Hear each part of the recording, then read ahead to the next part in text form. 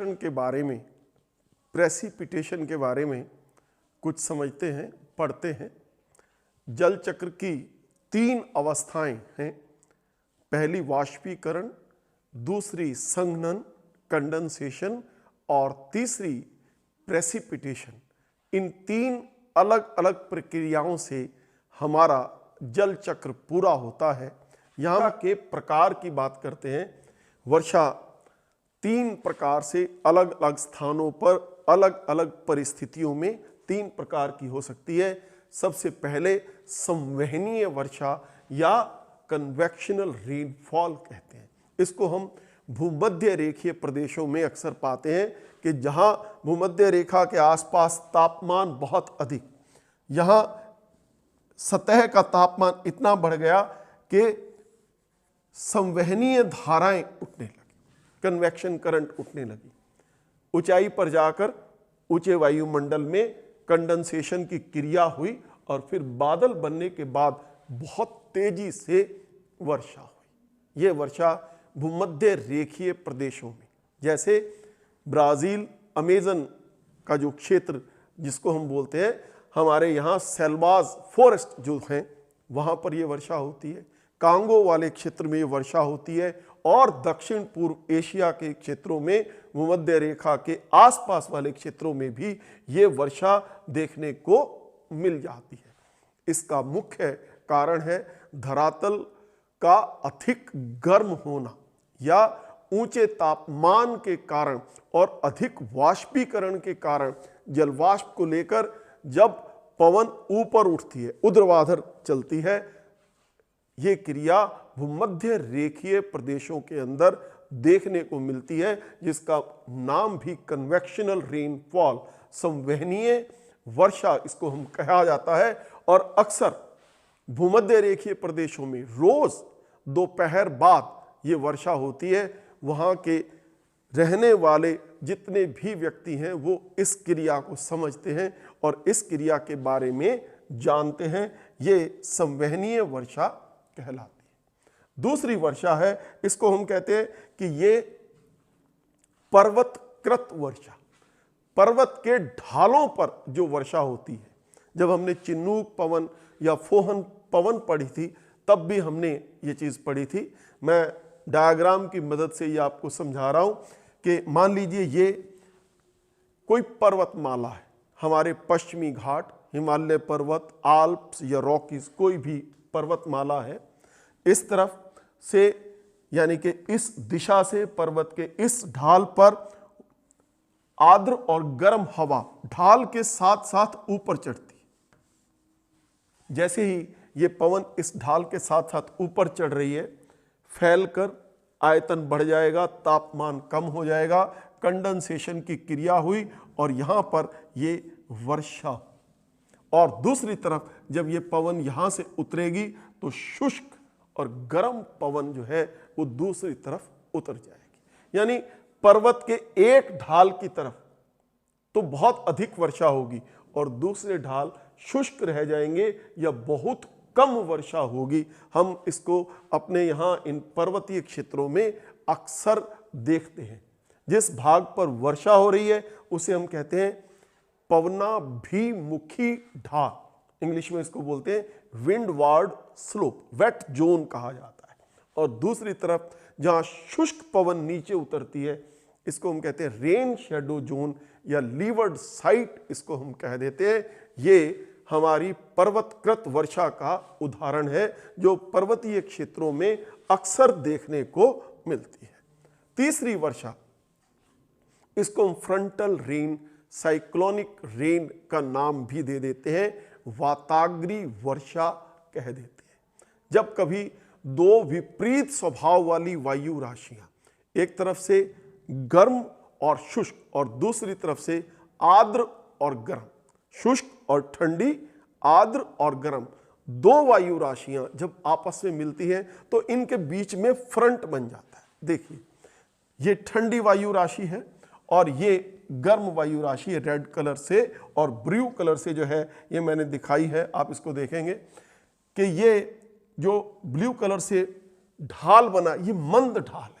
इसके ऊपर ये गर्म और आर्द्रता से भरी हुई वायु राशि ये इस ढाल के साथ साथ चढ़ती है। यहाँ वार्म फ्रंट है, जैसे ही ये ठंडी और गर्म वायु राशि फ्रंट पे मिलने के बाद ऊपर चढ़ती है, कंडेंसेशन की क्रिया से लगातार वर्षा होती है। ये वर्षा 72 घंटे तक या और भी अधिक, जितनी वायु राशि की आकार है, जितना उसका क्षेत्रफल है, उसके हिसाब से ये कई दिनों तक वर्षा होती है, रिमझिम वर्षा होती रहती है। अक्सर उच्च अक्षांशों के अंदर ये वायु राशियों के मिलने से वर्षा देखी जाती है। इसको हम साइक्लोनिक या फ्रंटल रेनफॉल भी कहते हैं। जब हम टेम्परेट साइक्लोन पढ़ेंगे तो हम इसको और विस्तार से temperate cyclones and tropical cyclones पढ़ेंगे। ये वहाँ पर भी इसी वर्षा के अलग अलग उदाहरण हम देख सकते हैं, अलग अलग डायग्राम से हम इसको समझ सकते हैं। कौन कौन से कारक हैं जो किसी भी स्थान पर वर्षा को प्रभावित करने वाले? ये 7 मुख्य कारण हैं। सबसे पहला कारण है कि समुद्र से दूरी। आप जल स्रोत से कितनी दूरी पर हैं। उदाहरण के लिए कलकत्ता से पूर्व से अगर हम जयपुर की तरफ, राजस्थान की तरफ चलें, वर्षा की मात्रा 200 सेंटीमीटर से कम होते होते 20 सेंटीमीटर तक पहुंच जाती है। या मुंबई से आप उत्तर दिशा में चले, वर्षा की मात्रा घटती जाती है। डिस्टेंस फ्रॉम द सी, आप सी से कितनी दूरी पर हैं, जल स्रोत से कितनी दूरी पर है। दूसरा कारण है भूमध्य रेखा से दूरी। भूमध्य रेखा पर सबसे अधिक वर्षा होती है, तापमान उच्च रहता है। ये तापमान से जुड़ा हुआ भी फैक्टर है, वाष्पीकरण से भी जुड़ा हुआ फैक्टर है।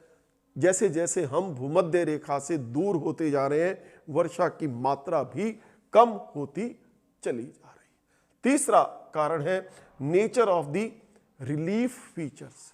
आप पर्वतीय क्षेत्र में हैं, मैदानी क्षेत्र में हैं, मरुस्थल वाले भाग में हैं, पठारी क्षेत्र में हैं, उच्चावच कितना है, वहाँ पर अधिक ऊंचाई और निचाई में कितना अंतर पाया जाता है।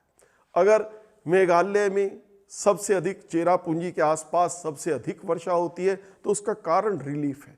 चारों तरफ से चेरापूंजी के पर्वतमालाएं पाई जाती हैं, तो मानसून की पवनें उन पर्वतमालाओं में घिरकर लगातार वर्षा करती हैं। रिलीफ फीचर से जुड़ा हुआ फैक्टर है। Then we have prevailing winds.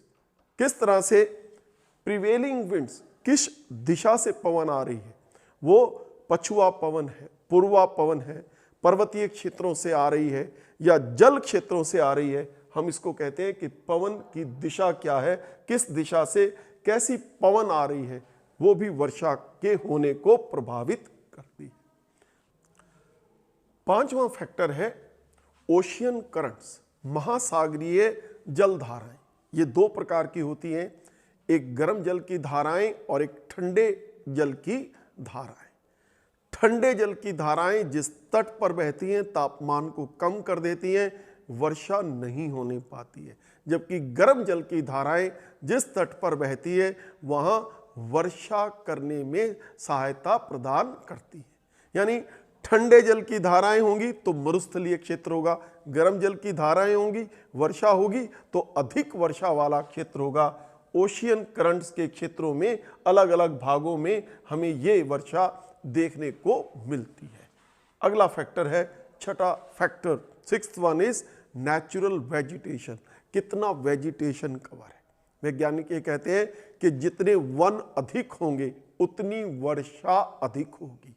ये प्राकृतिक वनों की बात है, जितने प्राकृतिक वनस्पति अधिक होगी उतनी वर्षा भी अधिक होगी। और 7वां फैक्टर है कि कहाँ पर चक्रवात अधिक विकसित होते हैं, कहाँ पर चक्रवात अधिक आते हैं। चक्रवात वाले क्षेत्रों में वर्षा अधिक होती है, जैसे भारत के तटवर्ती क्षेत्रों में जहाँ जहाँ चक्रवात आते हैं वहाँ पर वर्षा अधिक होती है। ये अक्षांश के साथ साथ एक तरफ वाष्पीकरण और दूसरी तरफ प्रेसिपिटेशन, 2 अलग अलग कर्व्स दिखाए हैं। ये भूमध्य रेखा से दक्षिण ध्रुव की तरफ और ये भूमध्य रेखा से उत्तरी ध्रुव की तरफ। ये जो नीले रंग की रेखा है वाष्पीकरण की क्रिया प्रदर्शित कर रही है। भूमध्य रेखा पर कम, 30 डिग्री अक्षांश पर अधिक और उसके बाद कम होती जाती है। लेकिन वर्षण की क्रिया भूमध्य रेखा पर सबसे अधिक, उष्ण कटिबंध में कम और उसके बाद ये कर्व जो है वो इस तरह से 60 से 70 डिग्री अक्षांश पर अधिक और फिर और कम हो जाती है। हम यहाँ से समझ सकते हैं कि कहाँ पर वाष्पीकरण अधिक और कहाँ पर वर्षा अधिक, इस डायग्राम से समझा जा सकता है।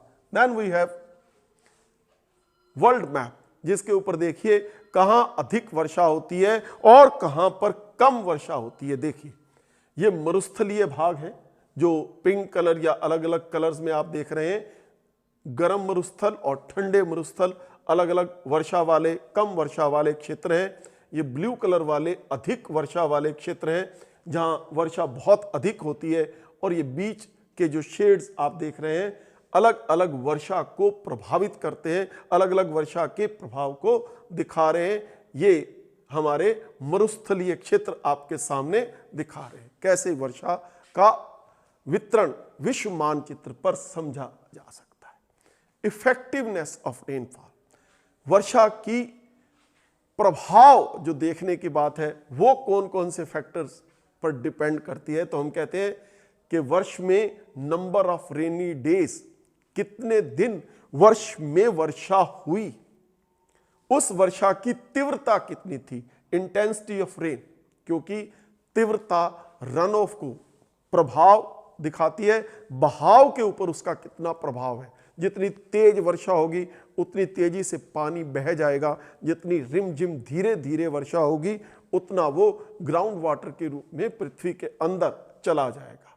और ये रन ऑफ जब हम कह रहे हैं, पानी का बहाव कह रहे हैं, ये भी उच्चावच पर्वत, पठार, मैदान और उसके साथ साथ नेचुरल वेजिटेशन के साथ जुड़ा हुआ है। वहां पर कितना वेजिटेशन कवर है ये उस पर डिपेंड करता है और उच्चावच कैसा है उस पर डिपेंड करता है।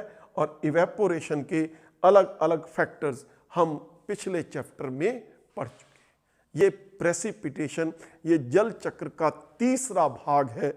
मैं फिर आपको याद दिला दूं कि इवेपोरेशन, कंडेंसेशन एंड प्रेसिपिटेशन, ये तीनों प्रक्रियाएं आपस में जुड़ी हुई हैं।